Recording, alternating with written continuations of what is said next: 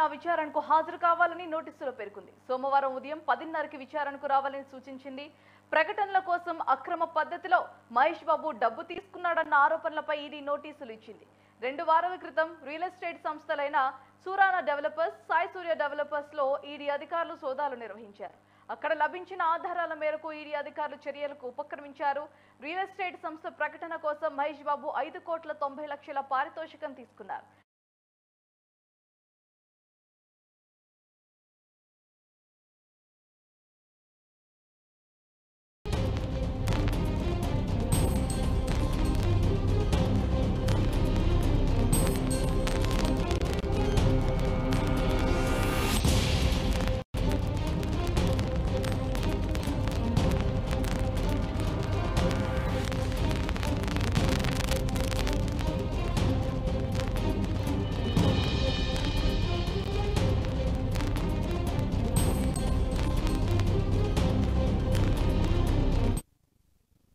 Tollywood star hero Mahesh బాబుకు ED నోటీసులు ఇచ్చింది. ఏప్రిల్ 28న విచారణకు హాజరు కావాలని నోటీసుల్లో పేర్కొంది.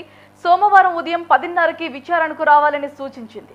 ప్రకటనల కోసం అక్రమ పద్ధతిలో మహేష్ బాబు డబ్బు తీసుకున్నాడన్న ఆరోపణలపై ఈడీ నోటీసులు ఇచ్చింది. 2 వారాల క్రితం రియల్ ఎస్టేట్ సంస్థలైన సూరానా డెవలపర్స్, అదేవిధంగా సాయి సూర్య డెవలపర్స్ లో ఈడీ అధికారులు సోదాలు నిర్వహించారు. అక్కడ లభించిన ఆధారాల మేరకు ఈడీ అధికారులు చర్యలకు ఉపక్రమించారు. రియల్ ఎస్టేట్ సంస్థ ప్రకటన కోసం మహేష్ బాబుకు 5,90,00,000 పారితోషికం తీసుకున్నారు. అయితే వాటిలో 3.4 కోట్ల రూపాయలు చెక్ రూపంలో తీసుకోగా మిగతా డబ్బు నగదు రూపంలో మహేష్ బాబు తీసుకున్నారు. నగదు రూపంలో డబ్బులు ఎందుకు తీసుకోవాల్సి వచ్చిందనే అంశంపై ఈడీ అధికారులు విచారణ చేపట్టే అవకాశం ఉంది.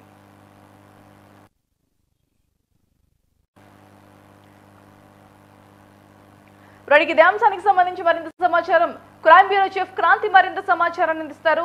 రైట్ క్రాంతి, చెప్పండి. ఈడీ మహేష్ బాబుకి నోటీసులు ఇచ్చినట్టుగా తెలుస్తుంది, మరి దానికి సంబంధించిన అప్డేట్.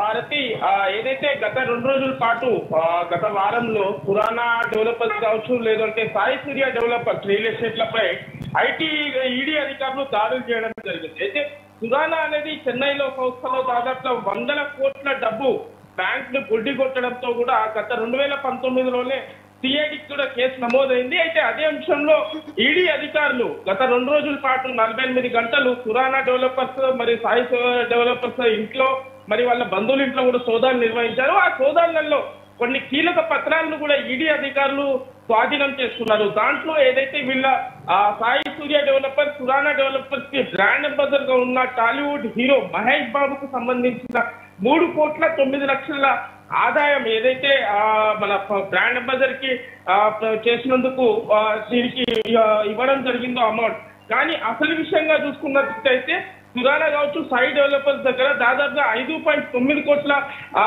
తీసుకున్నట్టుగా మన డాక్యుమెంట్స్ అయితే స్వాధీనం చేస్తున్నారు. అంటే 3.9 కోట్ల అమౌంట్ ని ఏదైతే ఉందో అది అఫీషియల్ గా తీసుకొని మిగతా అమౌంట్ ని అన్అఫీషియల్ గా తీయడంతో మాత్రం ఈడీ అధికారులు మహేష్ బాబుకు ఈ నెల 27న నోటీసులు జారీ చేయడం జరిగింది. 27 ఆదివారం రావడంతో ఖచ్చితంగా 28వ తారీఖు ఉదయం ఈడీ అధికారుల ముందు మహేష్ బాబును హాజరు కావాలంటూ కూడా నోటీసులు జారీ చేయడం జరిగింది. అయితే దీనిపై ఈ లావాదేవీలపై కూడా మహేష్ బాబును ప్రశ్నించే అవకాశం చాలా స్పష్టంగా కనిపిస్తుంది.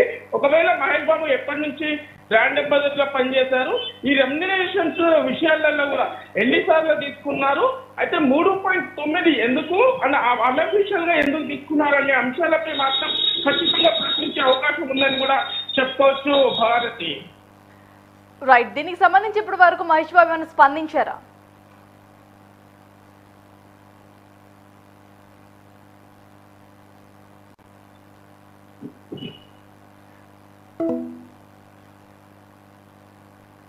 Right, Transi, thanks for the update.